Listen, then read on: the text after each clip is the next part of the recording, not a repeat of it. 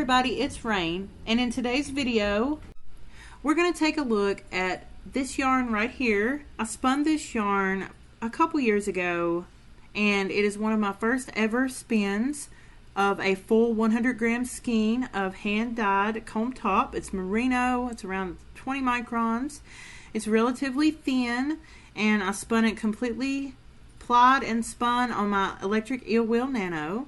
And I have some that I have dyed up to match it. It's not exact match, but that's fine with me. And we're going to spin it on the eel wheel Nano and then ply it with the Ashford E-Spinner 3. And here is the braid that we're going to be using today. And I'm going to split it up into 3 sections, just like so, as you can see, and see how it turns out. Here are the 3 sections, and I just kind of tied a knot at one end so I can keep it all in line.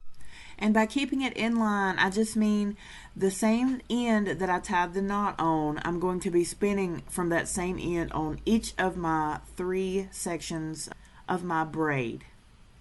So in this video, I'm going to be showing you a few of my spinning tips, just strictly for spinning. If you need any help with the electric eel wheel Nano, getting started on it or anything like that, I will link up here in the eye in the top right corner. It should come up right now, of a video I did before that will show you how to set it up, and it has some really helpful tips with tension for this little wheel right here. Before we get into the actual up-close spinning tips, I did want to mention what this yarn was originally planned for.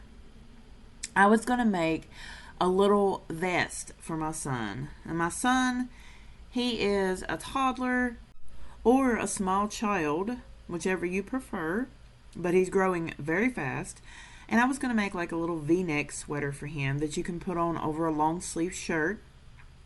But now that I have enough yarn, I might actually be able to make him a full-size sweater with long sleeves. Or, I'm not sure yet, I might make a triangle scarf. I've been designing ideas for a triangle scarf and swatching for that, so I'm not 100% sure yet. Leave me in the comments if you would rather see it turned into a vest for a child or a triangle scarf that has some really cool designs.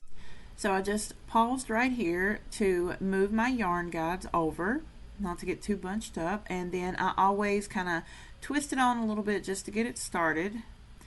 And with this particular wheel, the eel wheel Nano, it does not come with a foot pedal standard, so you can order one separately on, I think Amazon sells them, I'm not sure, but you can check other videos for that. I never got one for this. The little control button works just fine for me. After I spun a little bit more and I felt like I was comfortably spinning the way I was going to spin the rest of this braid, I went ahead and checked my thickness against my original. Of course, if you're not trying to copy anything, you wouldn't have to do this. But I'm pretty happy with that. And I know plying it on the Ashford is going to be a little bit different. But I don't really mind if it's a little off. I think it'll make it more interesting that way. That's why I didn't use the same colors for this braid that I did for my original. My original actually had gray in it. This one only has blue and soft tan.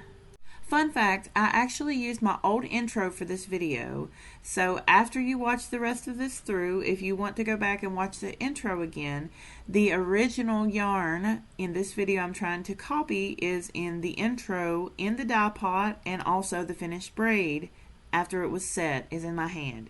So let's look at this up-close video of me spinning, and I'm going to show you going across the braid.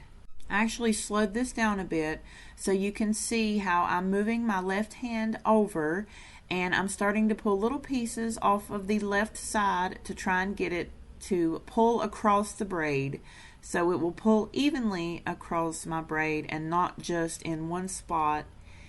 And you do have to kind of work with it a little bit. It's a little bit more of an advanced technique, but just take your time and you'll master it.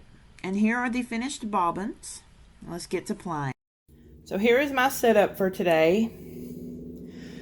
This is what we're trying to replicate. Here is our 2 bobbins of spun fiber, It's a little bit of a high twist, but it should come out while we're plying it. It's funny seeing these tiny little bobbins on this big lazy cake that comes with the Ashford. So I've got it all set up. I got my leader ready to go. And we're going to pull it through and start spinning. So I lined up my two ends of my two small bobbins and just laid them together. And I thread them through my leader. And I set my wheel to the S position for plying. I spun my singles in the Z position. So I turn my wheel on and I just let it start feeding on nice and slowly. I always start slowly, and I go a little bit slower when I'm plying because that is your finished product, and you always want to make sure your finished product is the way that you want it. Now I'm going to show you a little bit of up close plying action, and something I really didn't expect to happen happened. Since this yarn is so thin, the bobbins are so small, and there's no tension on the bobbins, I did have a time with the pigtails, but I actually could probably set up an apparatus and this would have spun itself. I just would have had to move the yarn guides over each time. I'm going to show you how little I actually move my hands while I'm plying. You can kind of see it here.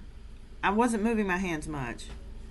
So take a look at this clip here. This is a normal speed clip of me plying.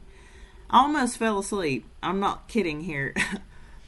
So I didn't have to move my hands at all the whole time. I just had to move my yarn guides, and it was very relaxing, almost falling asleep. And I'm going to show you what I heard while I was plying. This was the most relaxing plying experience I've ever had in my life. So this is probably going to be my go-to way to spin finer yarns now, is to spin it on the Eel Wheel Nano and then ply it on the Ashford. I know why that's so popular now. So listen to this sound I heard as I was plying and tell me it's not ASMR to just put you right to sleep.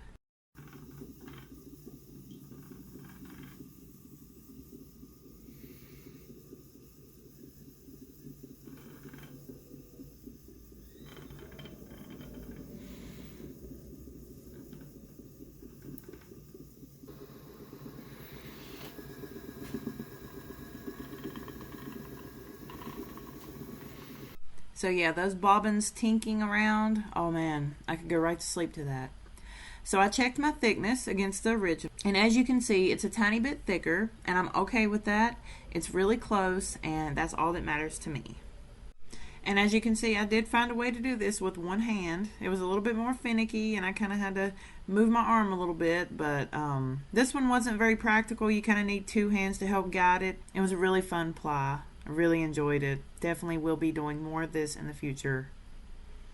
So I got my Swift out after it was completely done, and I measured my yardage. I will link up in the eye. My last video shows you how to do that, exactly what I did with this. And it's like a heavy sport weight borderline DK. It was 293 yards approximately. So here it is, fresh off of the Swift. It's still a little kinky in some parts, and all of that will wash out. The twist will be set after we wash it and give it a little soak in warm water. And here is the finished yarn. I was so happy with it. I might have to make this a staple in my collection of different colorways. Here's some nice up close shots. And here is the swatch I promised you. Can you tell where the original that we tried to copy starts and the new ends? You probably can, but that's okay. I think it's going to make a very interesting garment, and I can't wait to show you guys. There they are side by side, very different, but they're going to go together perfectly. Don't forget to leave a like if you enjoyed this video and subscribe for more. Follow me on Facebook, Instagram, TikTok, and I also have an Etsy shop here at rainfiberarts.com. Thank you so much for watching. Bye-bye.